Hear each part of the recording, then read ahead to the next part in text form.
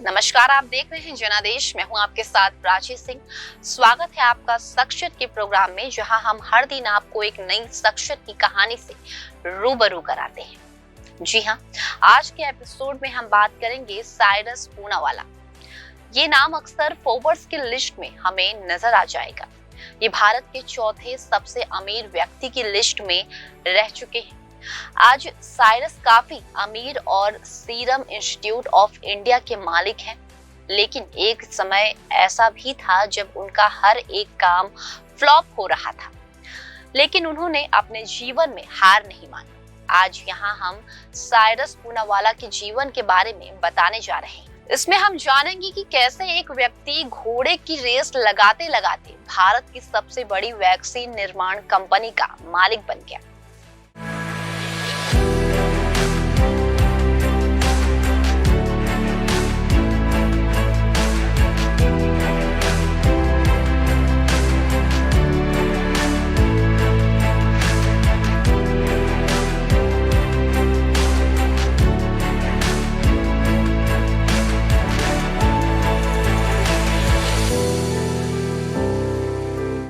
Cyrus काफी खुश मिजाज किस्म के व्यक्ति हैं। एक इंटरव्यू में उन्होंने कहा, जब मैं अपनी फैमिली के साथ होता हूं तो बहुत खुश होता हूं। साइरस की पत्नी का नाम विल्लो पूनावाला था। उनका 2010 में निधन हो गया।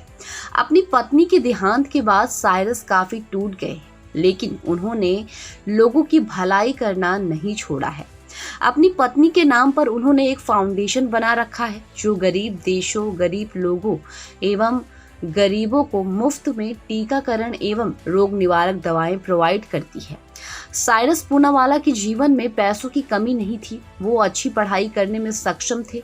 उन्होंने अपनी शुरुआती पढ़ाई द बिपश स्कूल पुणे से पूरी की और आगे कॉलेज की पढ़ाई Brihan Maharashtra college of commerce की करने के बाद उन्होंने अपने घोड़ों व्यापार यानी स्टार्ट फार्म आगे बढ़ाने का विचार किया। जब साइरस की पढ़ाई पूरी हुई तो उन्होंने अपने पिता के घोड़ों के व्यापार को आगे बढ़ाने की सोची, लेकिन वो जितनी भी तेजी से पैसा चाहते थे उतनी तेजी से ना तो पैसा आ रहा था और ना ही उन्हें इस व्यापार में अपना फ्यूचर नजर आ रहा था। क्योंकि उस टाइम घोड़ों की रेस का जमाना मानो खत्म सा हो गया था।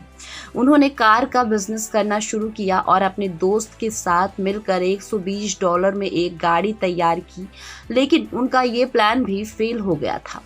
साइरस को आगे बढ़ना था और लोगों को कुछ ऐसा देना था जिससे लोगों की मदद हो और वो भी अच्छा पैसा कमा पाएं।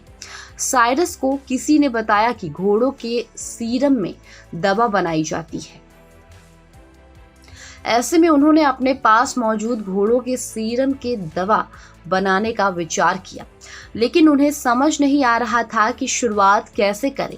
उस समय महाराष्ट्र के हाफकिन इंस्टीट्यूट द्वारा वैक्सीन बनाई जाती थी, लेकिन वो काफी महंगी थी। इसलिए साइरस ने सोचा क्यों ना वो सस्ती और अच्छी वैक्सीन बनाकर जरूरतमंद लोगों तक पहुंचाएं। सन 1966 तक साइरस ने वैक्सीन की पूरी जानकारी जुटा ली। अब उन्हें अप्लाई करने का समय था। उन्होंने महाराष्ट्र के हाफकिन इंस्टीट्यूट से 10 साइंटिस्ट और डॉक्टरों को हायर किया और उन्हें वैक्सीन निर्माण करना शुरू कर दिया। उस समय था वो बहुत नॉर्मल दवा के निर्माण किया करते थे। उन्होंने खूब मेहनत करी और पहली बार टिटनेस वैक्सीन का निर्माण किया। उनका प्रयोग सफल हुआ और उन्होंने वो खोज निकाला जिसकी बहुत ज़्यादा भारत को, अन्य देश को ज़रूरत थी। सरकार ने भी साथ दिया और सरकारी अस्पतालों में इसे वितरण करने की उस समय की योजना सीरम इंस्टीट्यूट के लिए वक्त बदलने वाली साबित हुई।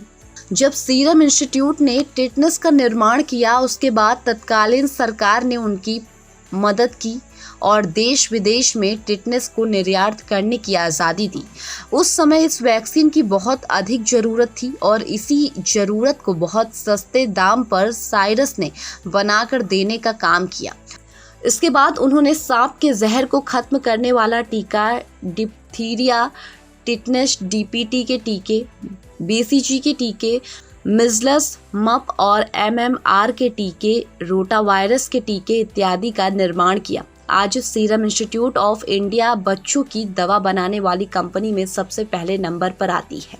सीरम इंस्टीट्यूट ऑफ इंडिया हर साल $295 मिलियन का लाभ हमेशा कमाती है और कोविड-19 के दौरान सबसे ज्यादा पैसा कमाने वाली company institute serum institute of India ही है।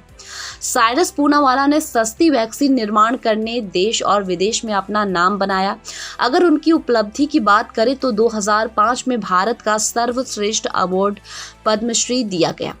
इसके अलावा लाइफ टाइम अचीवमेंट अवार्ड से भी सम्मानित किया गया। विदेशों में इन्हें हमेशा वैक्सीन किंग के नाम से जाना जाता है।